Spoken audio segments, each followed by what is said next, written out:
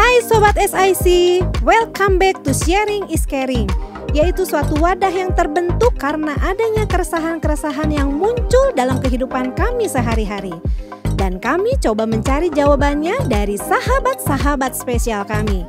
Semoga sharing ini dapat menambah referensi dan bermanfaat untuk Sobat SIC.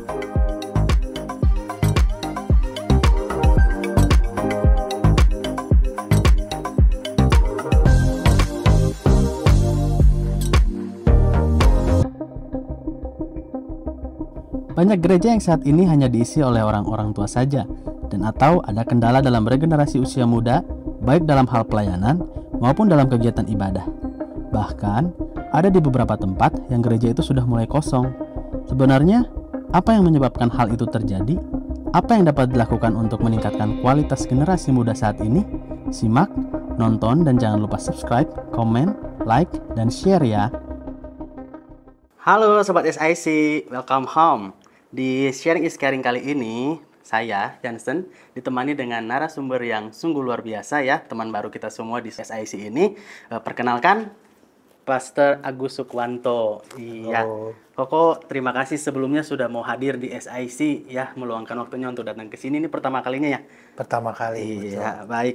Nah, Koko di Sharing is Caring kali ini kita mau bahas sedikit tentang pengalaman Koko di dunia pelayanan, juga cerita-cerita yang berkaitan dengan kegiatan pelayanan Koko. Nah, mungkin dari cerita Koko bisa memberkati sobat-sobat SIC yang ada, yang sedang menonton juga.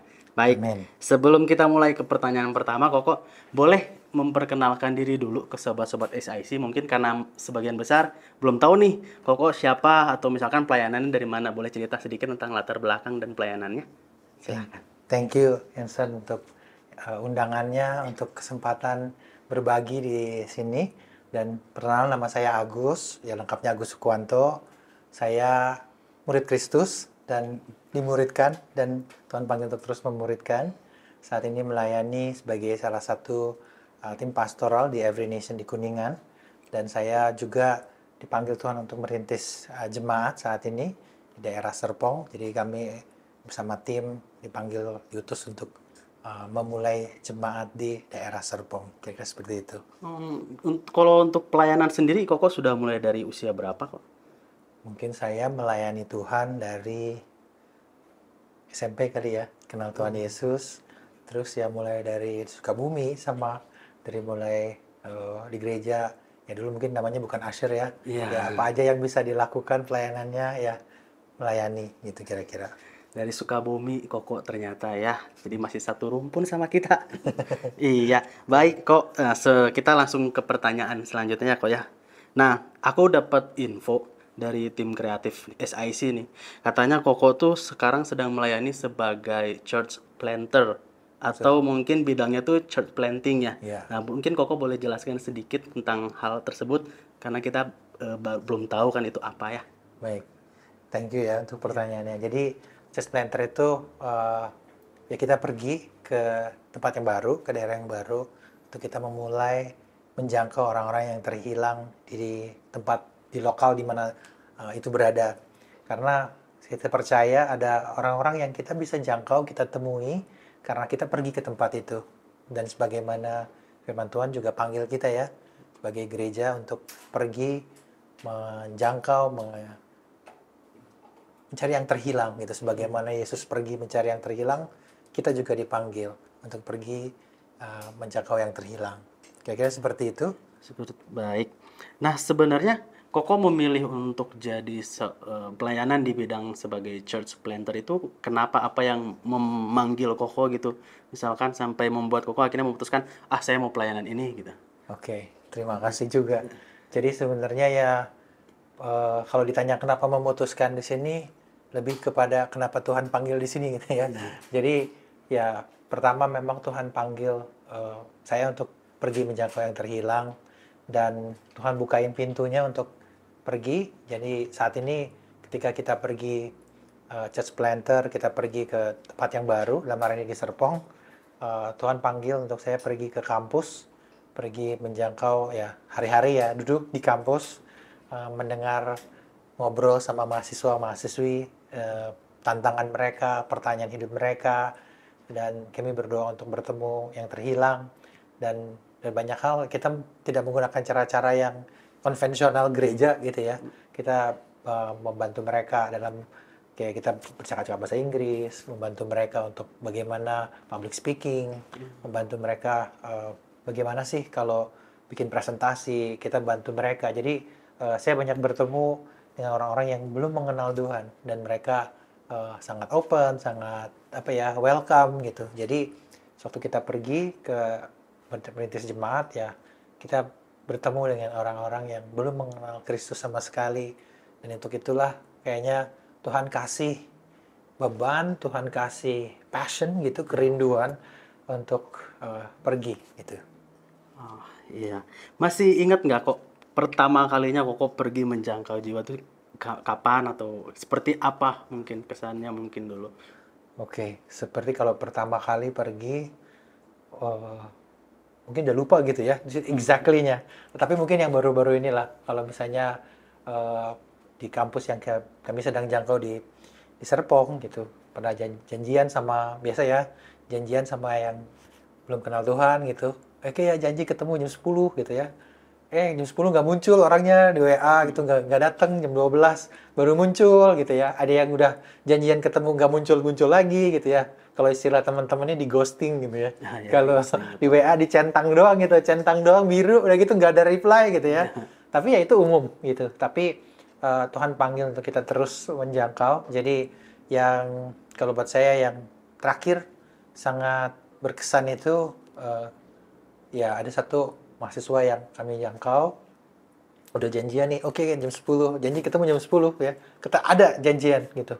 Tapi setelah duduk kita nungguin dia main game dulu 2 jam gitu. Aduh gitu kan, tapi ya nggak apa-apa, ya kita tungguin, kok udah nggak kemana-mana dia kan.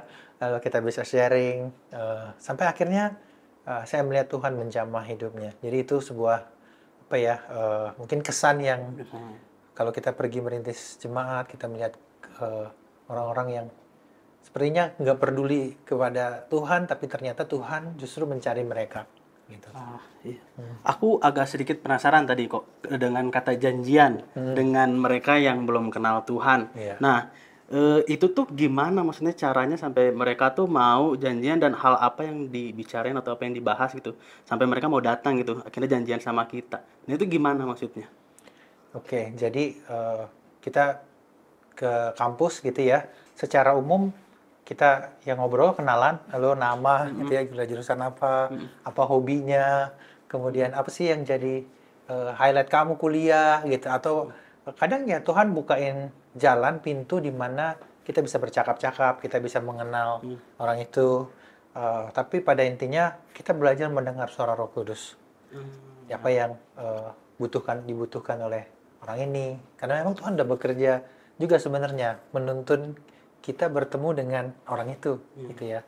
Saya ingat ada satu mahasiswi yang kami kenalan waktu itu sekali aja, gitu. Terus kemudian janjian, oke, kita tanya ya, kalian kuliah hari apa aja, gitu. Terus, nanti kita hari ini kita kosong, kita makan siang bareng yuk, gitu. Jadi kita janjian makan siang bareng, gitu. Pas kita ngobrol-ngobrol, terus ternyata dia bilang, kita ngobrol, terus percakapan kita mengarah kepada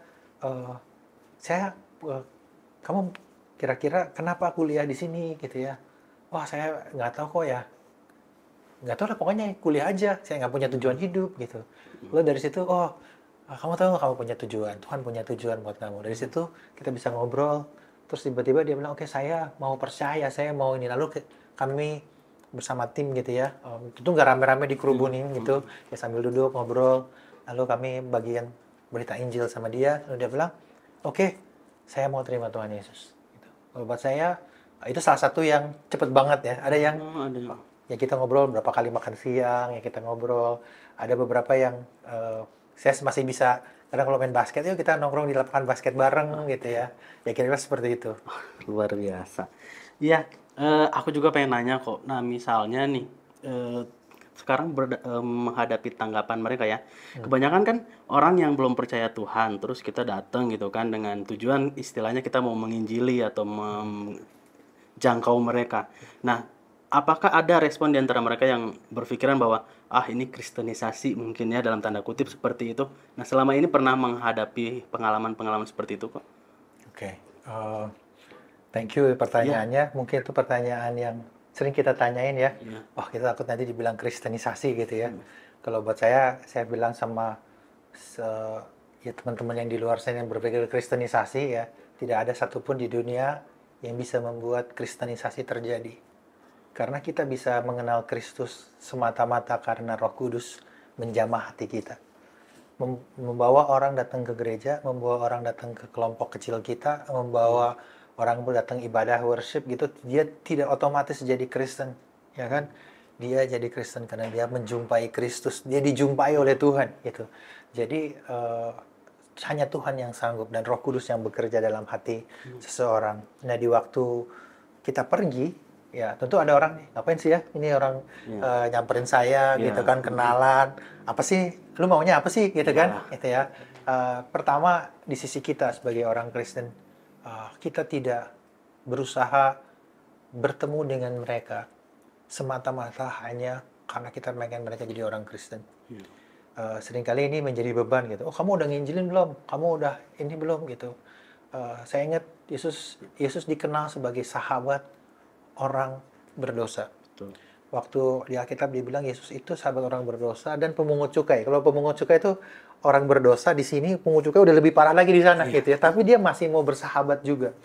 Yesus nggak dibilang Yesus penginjil yang menginjili orang berdosa dan pemungut cukai. Dia jadi sahabat mereka. Jadi kalau buat saya, buat setiap dari kita mungkin diingatkan bahwa yang terhilang itu, ya kita mau bersahabat sama mereka seperti jadi teman mereka. Apakah dia akan mendengar Injilnya 1 bulan kemudian? Kadang ada teman yang 5 tahun kemudian, ada yang 10 tahun kemudian, nggak apa-apa juga. Jadi kita nggak punya, yang bekerja kan Tuhan Yesus. Kita nggak punya target buat mereka. Kamu harus bertobat nih setelah saya injilin. Ya udah, kamu nggak mau terima Tuhan Yesus, saya tinggalin. Kita kan nggak seperti itu. Kita bukan salesman Injil. Udah saya tawarin, kamu nggak mau. Oh ya udah deh, saya pergi ke calon pelanggan berikutnya. Enggak kan? Tuhan panggil kita untuk menjadi sahabat yang terhilang juga. Jadi waktu kita bagikan kehidupan Kristus, mereka mungkin belum terbuka, nggak apa-apa juga. Mungkin terbuka 5 tahun kemudian, 10 tahun kemudian, nggak apa-apa juga. Saya teringat, jadi waktu saya kuliah, saya pernah menjangkau teman kuliah gitu. Saya bagikan Injil, kamu tahu apa tentang Tuhan gitu ya. Oke gitu, tapi nggak apa-apa, tapi teman gitu ya. Dan saya ingat tuh dia kalau namanya di kuliahan ujian gitu, saya bilang sama dia, saya teman kamu, tapi kalau lagi ujian itu saya nggak bisa kasih jawaban sama kamu. Kenapa? Karena saya orang Kristen, udah itu aja gitu kan. Oh, orang Kristen, yang lain juga ada kok yang bagi jawaban gitu. Saya bilang ya, saya nggak bisa lakukan itu. Tapi yang saya bisa lakukan, saya mau belajar bareng gitu ya. Jadi kita belajar begadang sama-sama, ya belajar pelajaran nih gitu ya, mata kuliah yang susah kita belajar sama-sama gitu. Saya ingat saya di tengah-tengah nginep di rumah saya, banyak teman-teman gitu ya, asap rokoknya penuh kamar saya nggak ngerokok tapi asap kamar penuh gitu kan. Ya udahlah, demi kita bisa ya temenan gitu. Saya ingat berapa tahun kemudian saya udah kerja, saya lagi jalan, ada yang pakai motor berhenti ya, gitu. Lalu kan bisa buka helm gitu ya. Hei, lu ingat gua nggak? Ya. Oh, ingat lah gitu kan. Yang pertama kali dia bilang ini, lu tahu nggak? Akhirnya gue terima Tuhan Yesus juga. Gitu. Akhirnya dia tahu dia pernah diberitakan Injil, tapi perlu waktu sampai dia mengenal Tuhan Yesus. Jadi buat kita, waktu Tuhan panggil, melibatkan diri, membangun hubungan dengan orang yang terhilang, it's okay. Mungkin nggak langsung bertobat, nggak langsung merespon, tapi Tuhan panggil kita untuk terus menjadi teman, menjadi sahabat yang tersedia bagi mereka. Itu aja mungkin. Baik. Nah, kok sebelum kita lanjut nih, ada nggak sih pengalaman yang berkesan mungkin selama Koko pelayanan di bidang ini gitu, yang mungkin unik atau yang mungkin paling istilahnya, aduh sangat capek nih, atau misalkan yang paling berkesan untuk Koko selama melayani di bidang ini? Apa ya? Mungkin kalau yang paling berkesan adalah ketika kita bertemu dengan orang yang Tuhan pertemukan, dan kita punya kesempatan membagikan berita Injil, gitu ya. Dan orang itu merespon. Itu yang Yesus bilang, surga bersuka cita karena satu orang diselamatkan. Itu hari yang dimana itu nggak ada duit yang bisa beli itu, tidak ada impian apapun yang bisa menggantikan itu. Sukacita melihat bagaimana seseorang merespon kepada apa yang Yesus sudah lakukan bagi dia dengan iman. Itu kayak sukacita banget gitu ya. Mau nggak punya duit mau capek banget gitu ya. Kadang aduh udah capek banget gitu ya. Tapi orang itu merespon dengan Injil. Itu capek itu nggak ada artinya gitu. Karena melihat bagaimana Tuhan itu bekerja. Di sisi yang lain, bukan karena kitanya juga pinter gitu, atau mungkin kita membagikan Injilnya jelas atau gimana. Tapi saya lihat bahwa Tuhan itu bekerja di dalam hati orang, di dalam hati di mana mereka mencari Tuhan, dan kita ada di sana ketika Tuhan panggil kita untuk membagikan Injil gitu. Jadi itu mungkin sesuatu yang paling berkesan. Hal ya, pertama buat yang sudah berumur dan kita mungkin udah dewasa, kita udah melayani. Nah, kok menurut Koko sendiri sebenarnya seberapa penting sih peran next gen itu untuk regenerasi gereja? Saya tidak melihat kamu future leader. Saya melihat kamu today is you are a leader.